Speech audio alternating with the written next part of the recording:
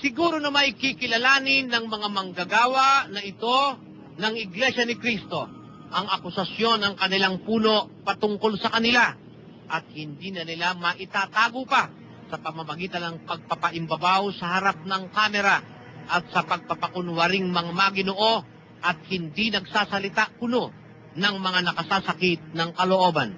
Dahil lilitaw at lilitaw ang tunay na kulay at kung anong budhi mayroon ang mga ito.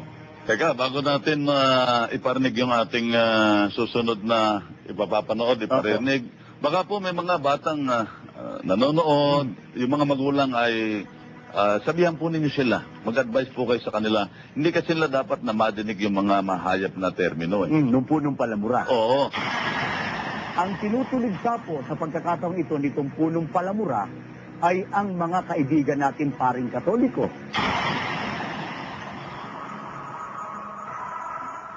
Na makarating, malaman ko, naabot ng palaki, tanggap mo po ang marami ng mga kanilang palaki. Maraming Diyos, kasarapan ko na marami yung mga Panginoon namin Diyos, itanggap mo po ang aming pagpapasalamat at sinuring sa iyo. Minsan pang bigyan mo po kami ng Ama namin Diyos, salamat po ng napakarami sa iyo. Maliwanag na tinatanggap ng aming mga Buong galang po kaming umalapit sa manaming Diyos. Buong galang po kami umalapit sa iyo. Ama namin Diyos, salamat po ng napakarami sa iyo. Maliwanag na tinatanggap ng aming mga kababayan ng iyong mga salita.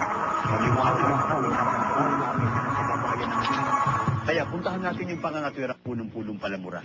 Kapatid na po, sabi niya, aba, hindi ako nagmumura.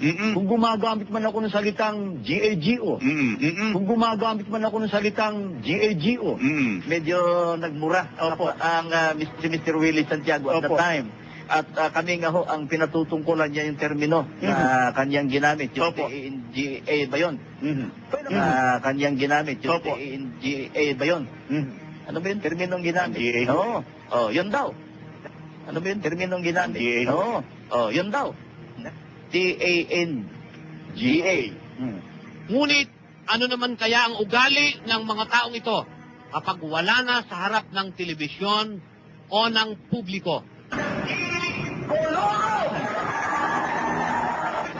Ang English na English to, kulong ba? Very good. Nagkakataan ng Kristiano, bayot ng Diyos, palakpakan ako.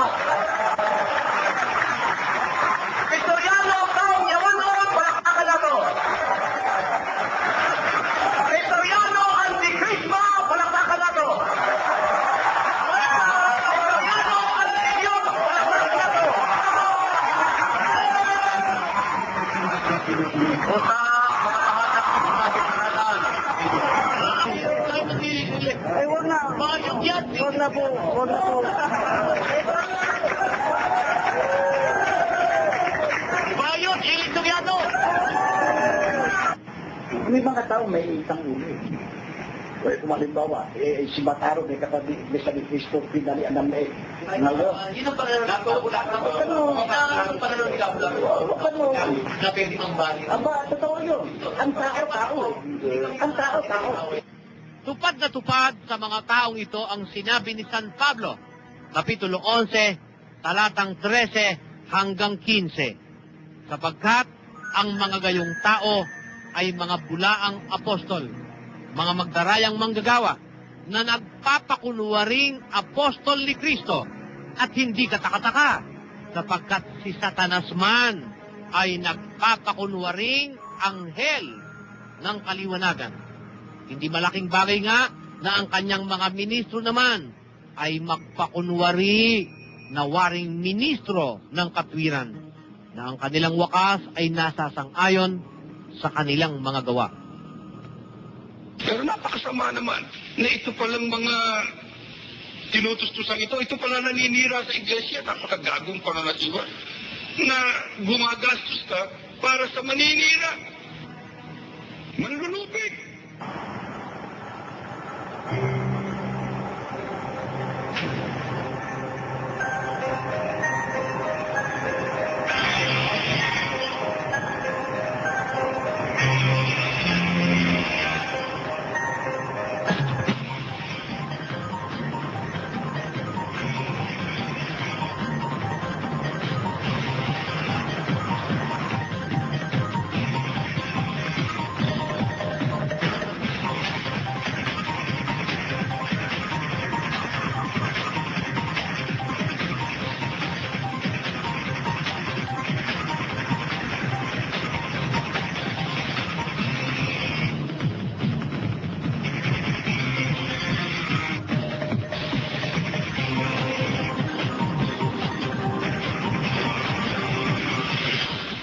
Sadyang napakadaling mag-akusa, subalit hindi dapat kalimutang katambal na ng pag-aangkin at ng pagbibintang ay ang obligasyon ng pagpapatunay.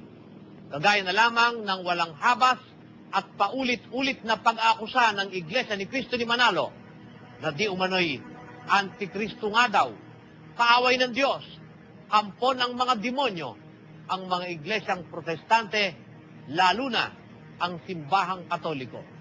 Hinihikayat din ng mga manggagawa ni Manalo na dahil daw ang katoliko'y sa demonyo, ito'y nararapat itakwil.